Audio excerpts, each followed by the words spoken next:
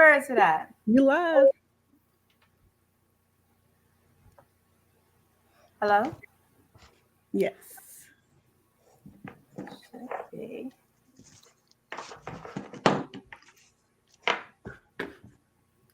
Yes.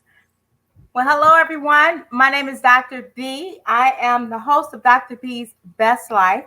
Tonight, I have three special women on here tonight because we have to talk about an important topic. The topic was actually started 2 weeks ago, light skin versus dark skin, breaking down the barriers. 2 weeks ago, we had a great discussion, but one of the things that we found was that we needed to have more discussions. So we're actually making this a series because we understand there's more things to talk about. I have Lisa Davis. She is a trusted banker. I have Hey. I have Asandi Connor. She is the voice bearer. And I have Leah Chapman, the mental reconstructionist. Two of our young ladies, Lakeisha Evans and Ashari Anaya, can't join us this evening.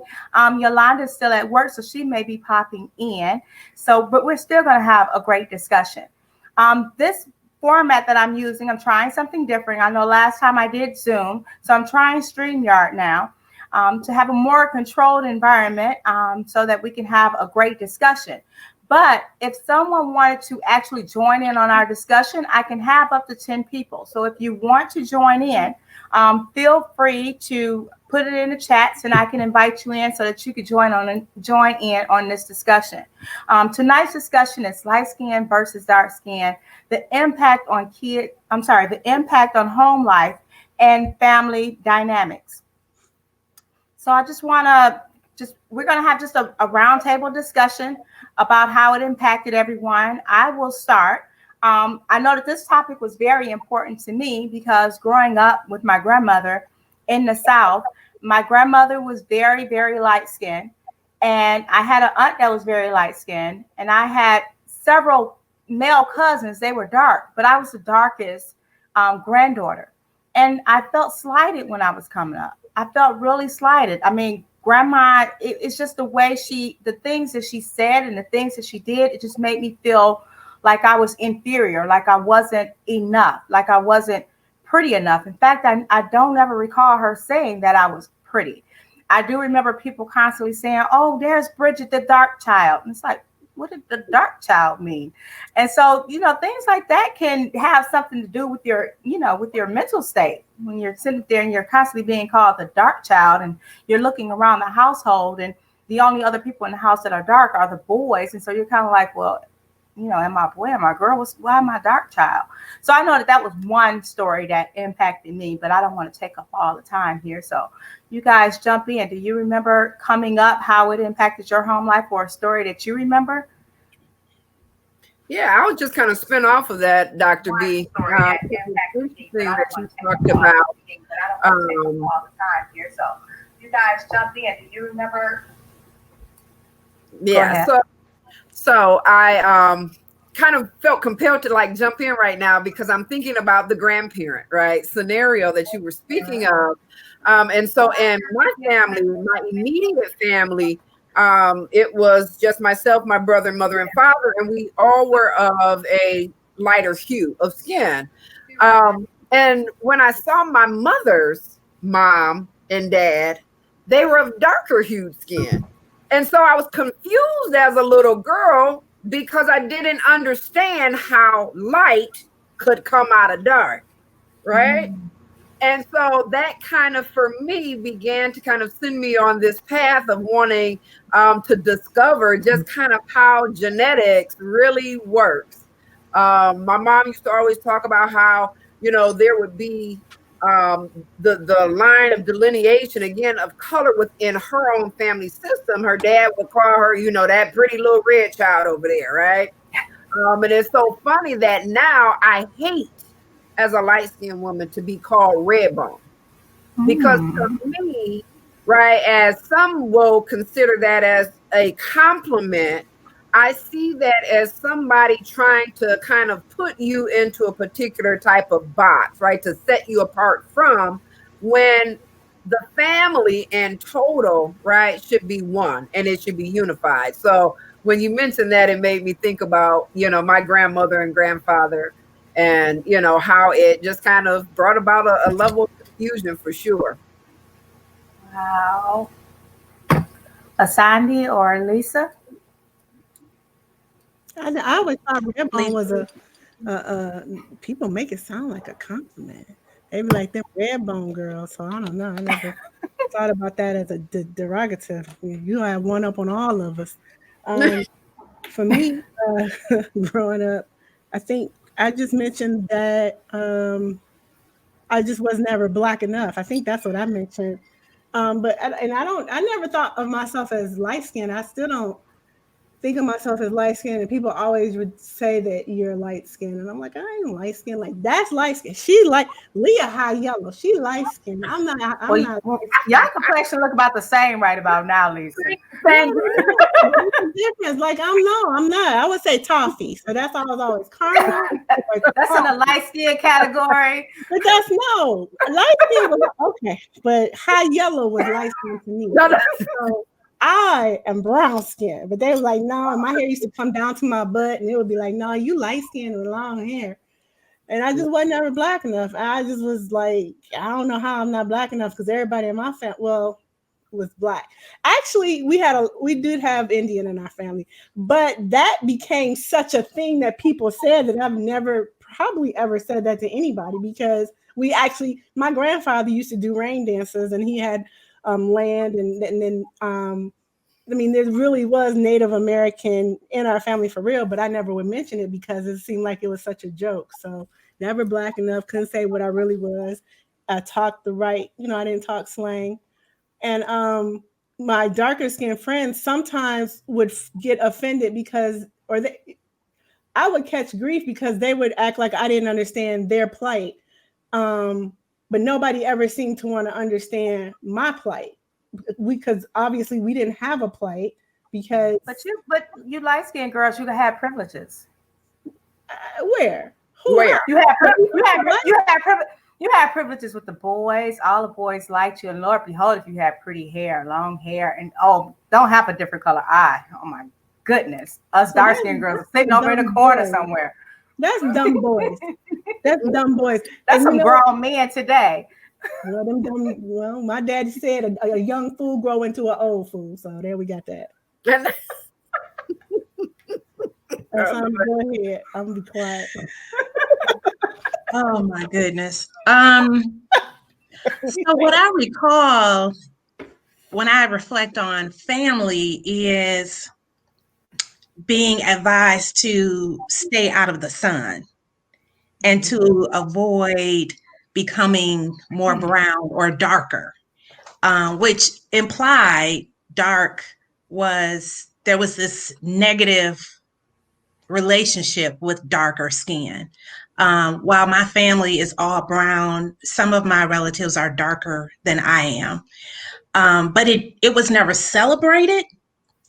I would not say it was explicitly that I was raised to feel aware of it, but I was aware of it. But it was also never celebrated. Like the brown skin, being chocolate or dark was never celebrated in my family. And so that is what is more noticeable to me. And I do feel like when particularly the elders in my family would reference, or I would hear them talk about other, not necessarily other relatives, but just other folks, either when we were out and about, that I did hear them sort of praise or acknowledge with those words of beauty and affirmation, particularly women and girls who were of light skin and good hair.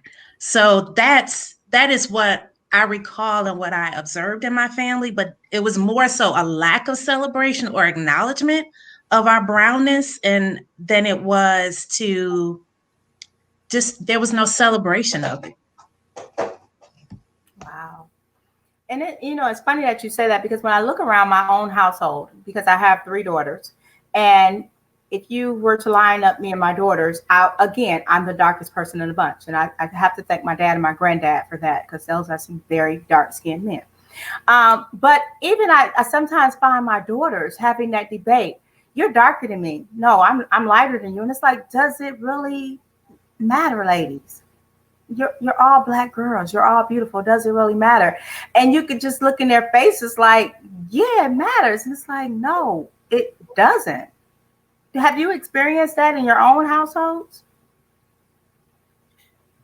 So My daughter does it a lot now.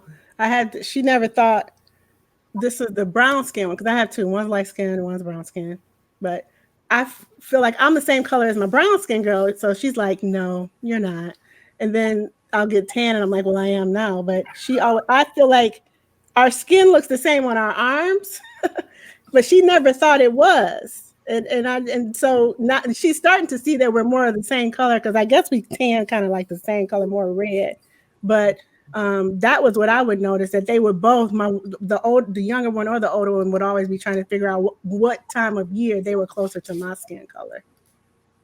Yeah, we definitely have those debates, right? Always talking about who is brown enough, who is lighter than the other. Are we the same color? Because I too have two daughters, and one of which would be a lighter hue than I am. I think I mentioned on the last show that my baby is extremely fair skinned with blonde hair and light eyes, which is similar to my mom. It skipped us and went to our children, my brother and I. And so then I have another daughter that is, more brown or caramel, as we were saying earlier. And so it's always this conversation. I noticed that my younger baby, she wants to tan. She can't tan at all. So we try to make her feel included, because as a young girl, she would always look at the television and again, talking about that confusion of where one fits into the family system. She's like, I look like them. And she was pointing at white people, right? Because she had really long blonde hair and was extremely light, right? And so we were often teaching her. She was getting African American studies at 2. Right. We didn't need to make it to college. She was getting that too. Right. This is your race. This is your right. Like these deliberate conversations to make her feel included and not ostracized. I remember she was 7 years old and I had gone back to school at that time, and African American studies was my minor, which is so funny because my husband told me, now y'all light skinned people, y'all more Black power than we are. And I'm like, go somewhere. But I remember we watched a film, Imitation of Life. Have any of you ladies seen that? Yes. Powerful, powerful movie. And I brought this movie home to my youngest baby so that she could begin to start to put her feelings and emotions to just being in America, to being within a family system. And when I think about it, even then and now, it was just so hurtful to see my baby go through this kind of pain of not knowing where she belonged. As much as I loved her, she had no clue where she really fit in. I also feel like the colorism ebbs and flows in our family, but also more broadly in society. And to say more about that is I think about there have been moments in my life where light skin was trendy, and as a teenager you wanted to be liked by the light skinned boys, and then I feel like we had I feel like an emergence or awakening of celebrating brown skin. I think back to India Ari's debut album and the celebration of brown skin and a song that she had. And then it seemed to wane. And then we seem to be back at this celebration of brown skin, or the darker the berry, the sweeter the juice again. And I feel like in some ways that probably shows up in our homes and our families, and that we allow perhaps maybe entertainment or other external like impact and influences on our own sort of self-awareness and celebration of the color and shades that we see even here tonight. Like I see 4 different beautiful shades of brown, from toffee to whatever, however you would choose to describe your shade, Leah, me and to Dr. B. So I think there's an opportunity for us as we continue this series to not seek outside sort of validation of our color, but for us to own that and to create the narrative in our own stories within our families, for not just ourselves, because I think there's still some healing for us, but also for our adult children and grandchildren, and perhaps the generations that will follow. That is so true. I know that we probably have some more viewers pop on. If someone wants to join this discussion with us, feel free to type it in the comments, and I will give you a link so that you can join us. But to your point, Asani, like this shirt that I'm wearing, you know, my black is beautiful. This is a shirt that I probably wouldn't have wore 5 years ago, because I would have been thinking, what are they going to think about me saying that? You know, who am I to say that my black is beautiful? But what I love about this shirt is that this shirt can be placed on Lisa. It can be placed on Leah. It can be placed on you. And it will still it will still have the same message. I really like that piece. Now we're talking about. Oh, okay. Go ahead. No, I just kind of like wanted to challenge that. Because when we speak of black, right, it is traditionally just one black color, right? There is no spectrum to it. And so when we say like, okay, I can put on black and I feel like it's representative, like, is it really truly representative of, right, everything that's black? And I think that that's kind of where Lisa was coming from, is a lot of times for the light-skinned woman or, you know, male, we don't find where we fit into the black spectrum. So recently, and it kind of again stemmed from my younger daughter. She's an artist and a creative, and I got a little bit of it, but she's beast. And she was like, we need to annihilate colorism, right? That was her language, annihilate colorism. And so what we ended up doing is we created a spectrum, right? So I have like this brand and it says I'm in the spectrum, and it takes you from like transparent almost to the point of, as you know, they would say, you can't even probably see it, right? But it doesn't leave anybody out of the spectrum. And I think for so many years as light-skinned woman, at least I could speak for myself, I didn't fit into that you know, conversation. I'm gonna say it. Y'all was selfish. Y'all were selfish. We was never black. So no, I couldn't wear my black and beautiful. And y'all was selfish. Dark-skinned people was the Black Panthers. Dark-skinned people was the tough ones. Dark-skinned people was the strong ones. Y'all didn't look at us for nothing. And nobody wanted to hear us say our feelings are hurt because y'all thought we were light-skinned and whatever. And you know, it's like I feel like it's just become. I was so happy when Iyanla did the colorism thing, because I felt like it gave a voice to people that are lighter skinned, that are black, because y'all never wanted to hear how y'all hurt our feelings and how y'all made us feel because we weren't sharing y'all skin color. And for me, I've always loved black skin. So, you know, the darker the berry, the sweeter the juice for me has always been like, the blackest has always been so pretty to me. And I got this kind of skin. And sometimes when you have light skin, you wrinkle faster. You know, you have things you have to worry about faster, and y'all just age. Look how shiny and pretty y'all are, right? And so y'all never wanted to hear how we felt, you know, thinking about our hair. My hair, I always wanted coarse hair. I'm not gonna lie. We can't hold no hairstyles. My mother used to she had coarse hair. She would come from the beauty salon and have these layers and this and that. I come from the beauty salon. It's always this. I've had this hairstyle all my life. Let's say it like that. I have been wearing a Farrah Fawcett flip all my freaking life. That's all I can do. That's all my hair do. If it don't do this, it's straight. So yeah, but y'all don't want to hear about that. Y'all can do dreads. Y'all can put y'all hair wherever y'all want, and it'll stay. My hair will go right back here. And it's always been irritating to me, but don't nobody want to hear it, so I'm not gonna say it. You got me crying. Stop, Lisa. It's the truth, though. And I don't even think that Yama, when they did that documentary, it was the light-skinned voice wasn't very prevalent in there. It was a lot of male voice, which was shocking. That spoke to it. It was supposed to be about light-skinned women. I don't know. It seems lopsided a lot of times. That's because light-skinned men feelings hurt because they went out of style. Ooh, they went out of style. And they didn't age too bad.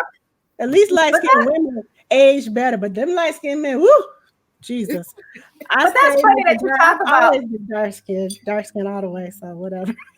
But that's funny that you talk about that, because when I think about, it's funny that my husband, he's light skinned, but when I met him, he was even lighter. And I remember I used to pick with him and say, you know what, if you get any dark, I'm gonna trade you in, because one of us got to be seen at night. So you gotta stay out. You gotta stay out the sun, because I need my light skinned husband. My ex-husband was light skinned, and I told him the only reason he made it because his hair was nappy, because I can't stand that light hair, that soft hair. And he got darker every year too, so that was good. But he had nappy hair. If it wasn't for that, well, it wasn't nappy, but it wasn't that feathery, curly. I can't. My dad had feathery color. He had nappy hair, right? Yeah, I like the nappy hair. Give me that. But it's funny. I mean, because we talked earlier about men and relationships. Because my husband, when I talked to him about previous relationships, he's like, well, I always dated light-skinned girls. So I just never really looked at a dark-skinned girl. I'm like, well, how does that make me feel? Like, why are you, you've never looked at dark-skinned girls, then all of a sudden, what, I sweep you off your feet? I mean, what is it with you choosing to settle down with me? So for the longest, I had insecurities, like, because, as women, sometimes, that we have our own little locker room discussions where some women will say, I want to get an ugly man, so I know he'll stay at home. And so sometimes I would have that discussion, like, did you just choose me, the dark-skinned girl, because I'll be planning here? So I kind of had those insecurities, like, why all of a sudden do you want to wife me, but you've never even dated a dark-skinned girl before? Because I carried all that weight from when I was, a child. And all my insecurities, I brought it into my relationship. Did any of you have any issues with relationships? Before we go there, Dr. B, I want to address something that Lisa said that we talked about it last week briefly about, I think this ignorance that brown or darker skinned women had about what our lighter skinned sisters were navigating. Because I will say to you, Lisa, before the conversation we had 2 weeks ago, I was not aware of it. I was just fully ignorant about the challenges that you all were having. I had no idea.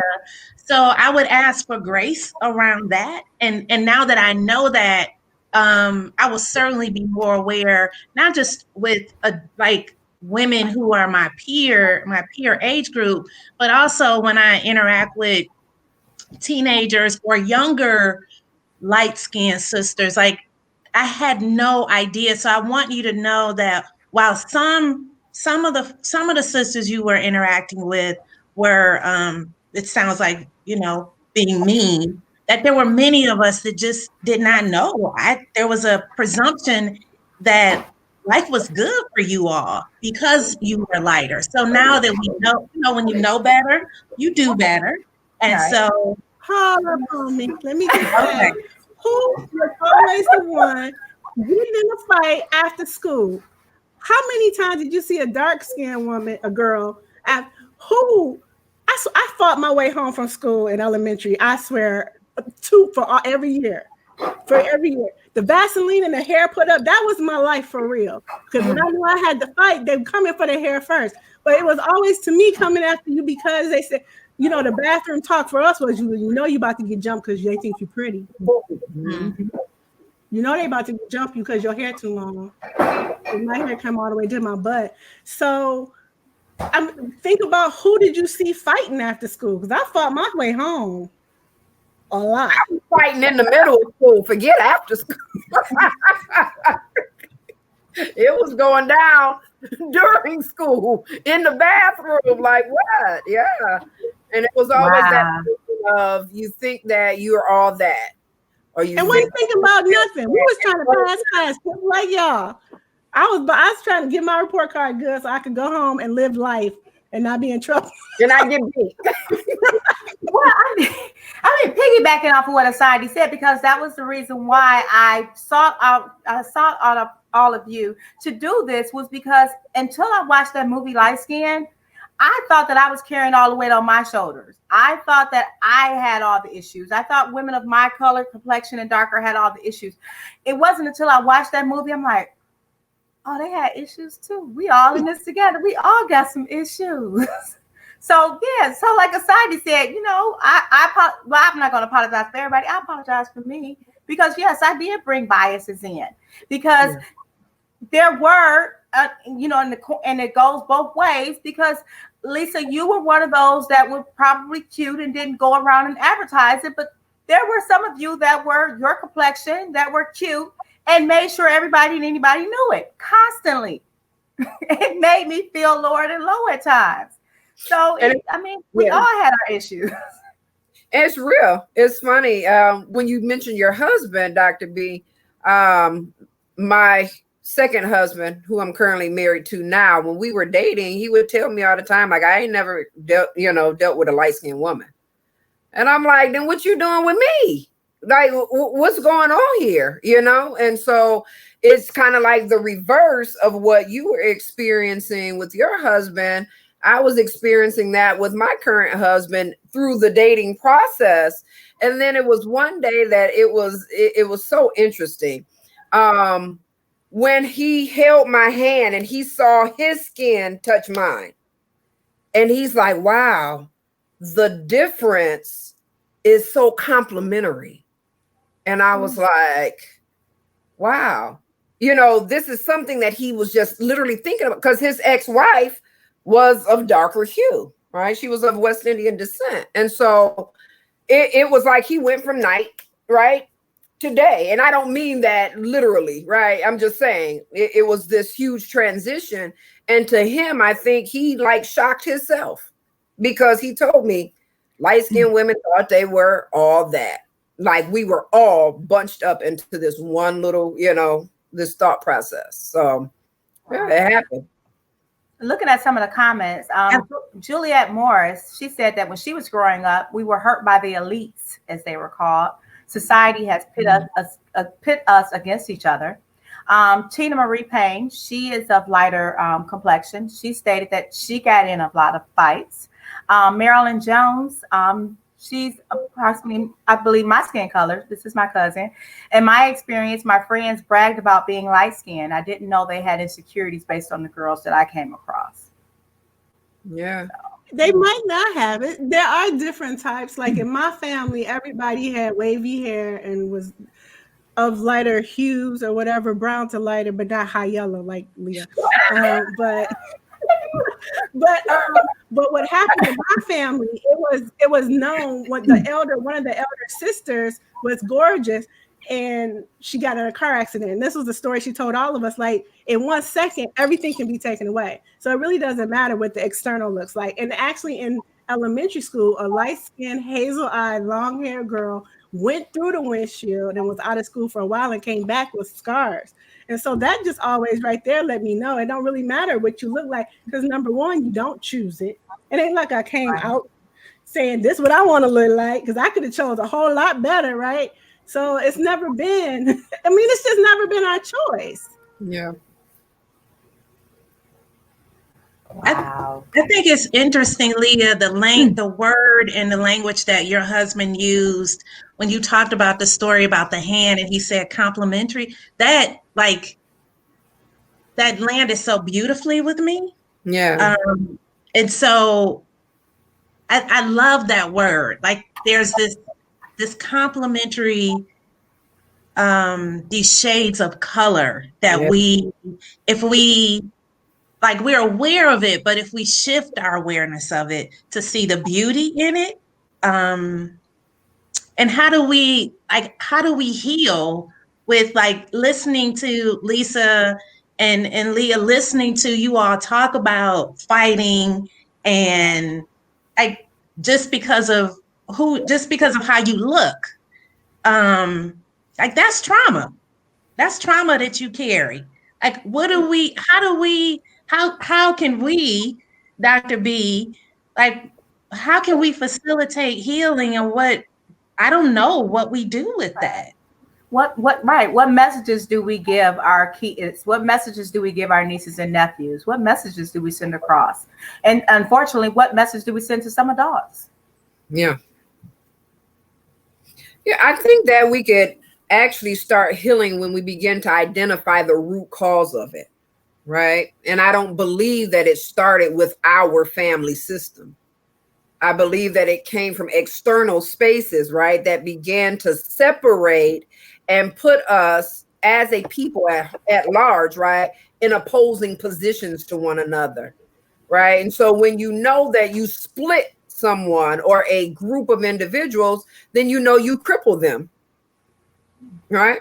And so once we can identify and really hold on to that it is an outside force that has come in and infiltrated the power that we could have had as a unified body, then from that point, we would begin to heal, right? We could have these transparent conversations like this, whether we end up crying or whether we laugh about it because, right, somebody wants to be mocha, somebody want to be light skinned, somebody want to be, high yellow or red bone. It doesn't matter, right, at that point, because we can self-identify however we want and not hurt while we do it. I'm just wondering, how do we get to a place of appreciation for the various colors that we have, appreciating the rainbow, appreciating that we don't have to be, our color, the color of our skin doesn't have to be the same because we all bring different values from the inside out. How do we get that message out? I think this natural movement is really doing that very well because, well, my kid, it doesn't seem as, I don't know, maybe I haven't asked them, but it doesn't seem like they have had those same issues because they weren't really fighting on the way home.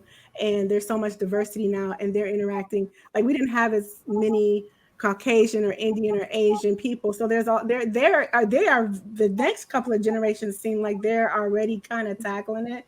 Like brown skin is beautiful, brown skin girl. So naturalism is in. People are hiding behind so much, and back in the day, girls were already wearing makeup in high school and stuff, and now it's being natural hair.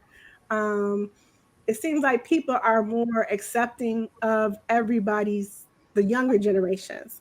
The more I watch how they are supporting this movement of trying to bring everything together and everybody's diversity, but we're all bleed red, so I think just not assuming, just not making assumptions. Like, the powerful book was the 4 agreements, no assuming, integrous, but that no assumptions and not taking things personal are the 2 most powerful lessons in there. Because if I don't take it personal, what you're saying about me, then I'm not going to be offended.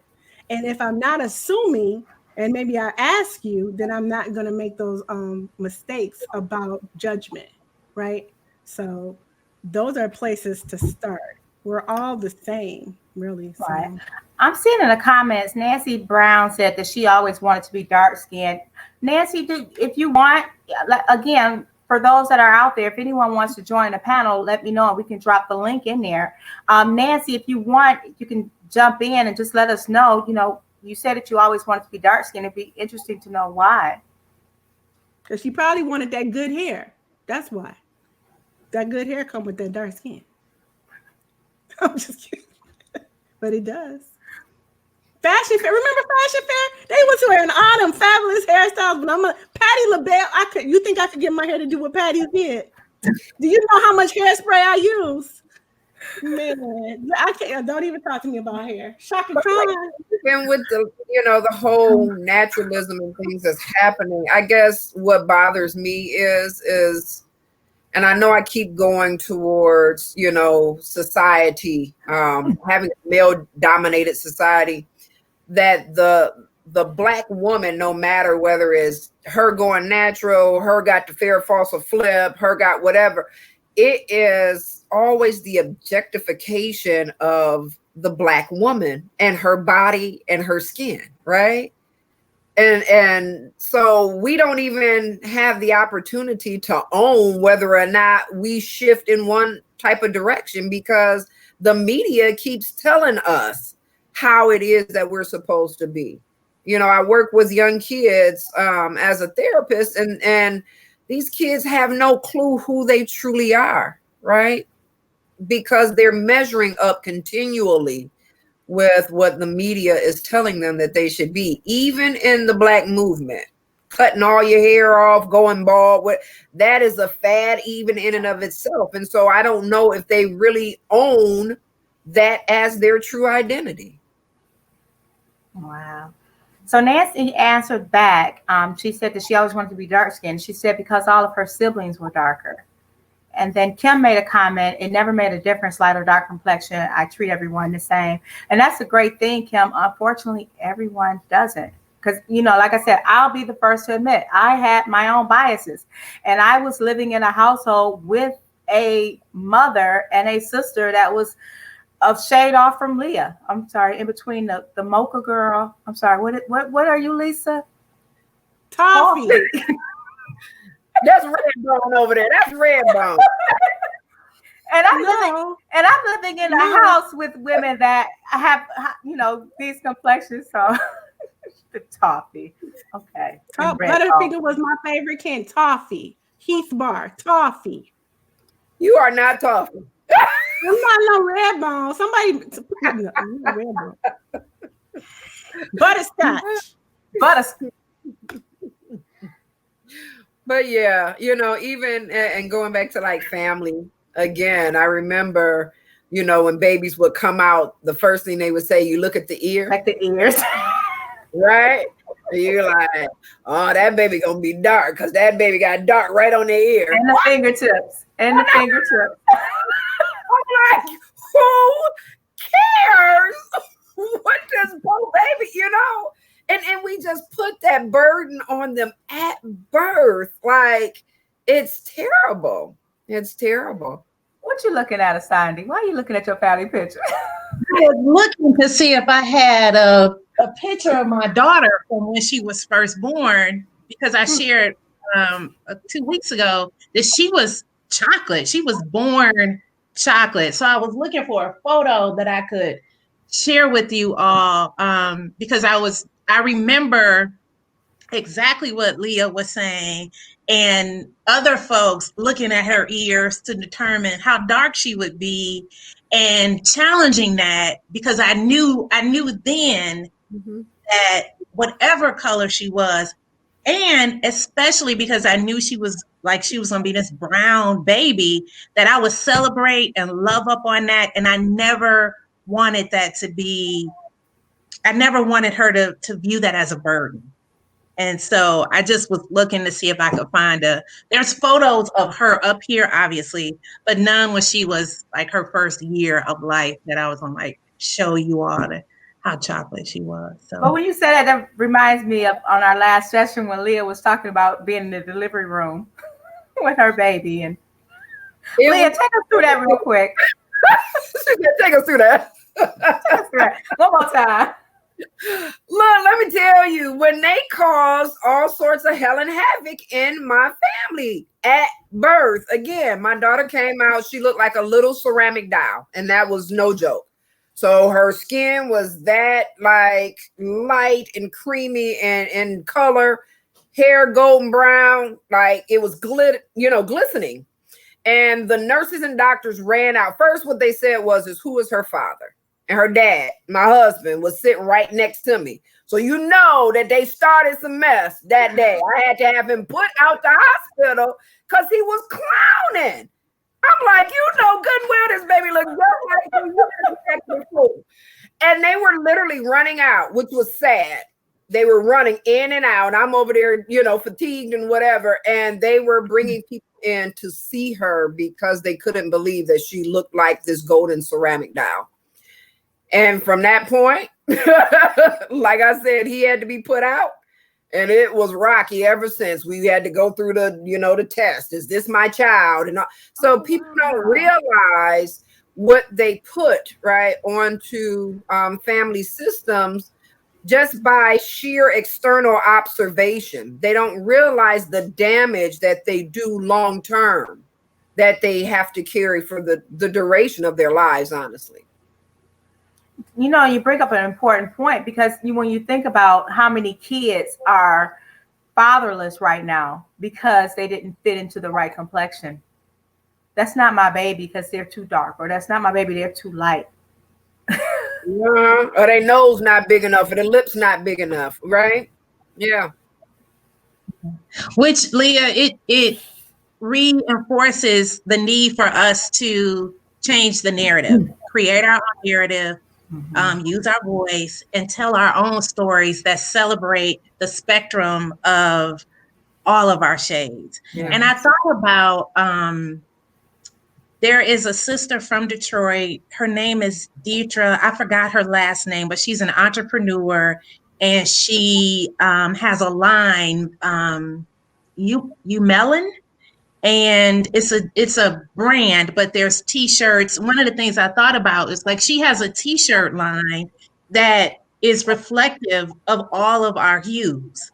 So I thought about that, and I just wanted to mention that because in some spaces there is this acknowledgement of the diversity of our color as Black folks. I agree with you. I don't see it often, but I know that she is celebrating the melanin, and not just in Black folks, but like all people of color, and acknowledging that those people who identify of color, that we share melanin, and perhaps the amount that we have varies, but that we all have that, and that's a commonality for us. So yeah, I just wanted to mention that as I was thinking about we don't often hear that. And I don't feel like we really hear colorism.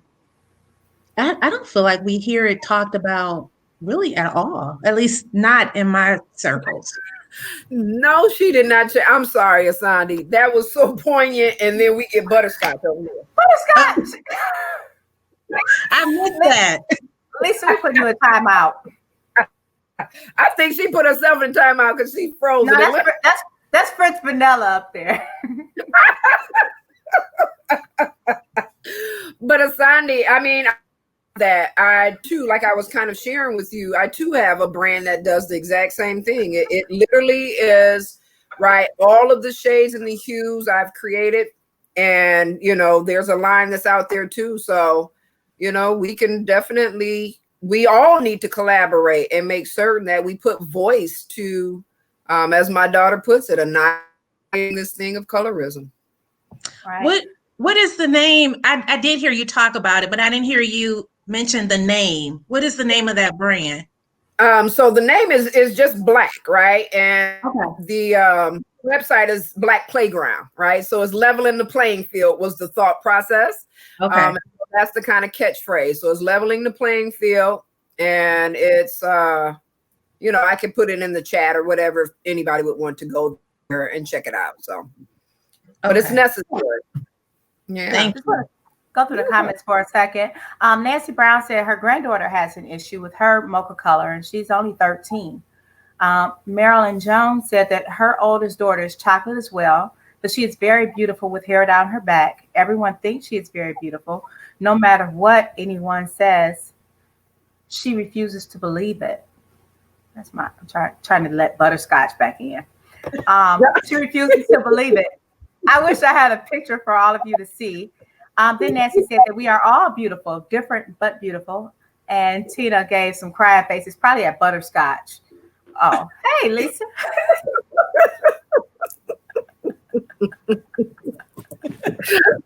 Hilarious. Welcome back. All right, welcome back. We missed you. So, ladies, we've been, is there anyone from, again, just putting a call out, any of the viewers that want to chime in, that wants to link to put your face up here on the screen and say something, feel free, let us know. Ladies, I want to close out, but I want all of you to leave a message for people out there. We talked a lot today about the impact on the home, the impact in relationships. So if you could just leave a message, something that you think will help someone deal with the issues that we faced. I'll borrow the word that Leah's husband shared, complimentary. It really resonated with me. And I would ask us moving forward to move in that space as we think about color and about how the beauty of, because we are all Black women, that the beauty of Black women and how we complement each other as we navigate this world that is often not kind to us. Wow. Man, you still went last, Sandy. I know, right? Right. Come on, butterscotch. Come on, butterscotch. Come on, butterscotch and mental reconstructionist. Be mindful that your not your journey, but the things your experience is really no different than ours. Everybody has, as Black people and Black women, especially Black women at the bottom, we all have the same experience. It might just be different. It might slightly a little bit different. But don't take that anger. It was just a lot of anger to me. Don't take the anger out on people that look differently than you, or that you think might feel that you think look better than you, because sometimes some people feel like they don't look that great at all, right? So just because they're light skinned, they might not feel pretty. They might not feel the way you think they look just because they're light skinned or they got hair or whatever. So don't assume, don't make judgments. Just everybody just be friends. Just be friends. Just be nice. And because we all really have we all have our own challenges. I don't know not one person that don't have a challenge. So right. So I guess my closing thoughts would be that we have to be honest with ourselves. I don't think that we had a lot of conversation talking necessarily about how we felt about our own selves and how we projected that onto someone else. We did talk about how others have hurt us, right, by what they've said, but not the reverse of that. And so a lot of times, contingent upon how we see ourselves when we look in the mirror, and whether or not media has influenced it, family has influenced, how we feel about ourselves, we tend to transfer that. As they say, hurt people. And so if we're hurting based upon how we're being treated or, maliciously done by other individuals, we can transfer our pain to someone that has absolutely nothing to do with it. And so if we would learn to just kind of take a pause and look at where the pain is really stemming from and adequately addressing it before we go out and destroy another generation of Black women, when we can be coming together and supporting one another. If we take out that time to address it now, we'll be good and we'll be more powerful than ever. The Black woman is on the come up. All right. So we got to support one another for real. Carrie. No.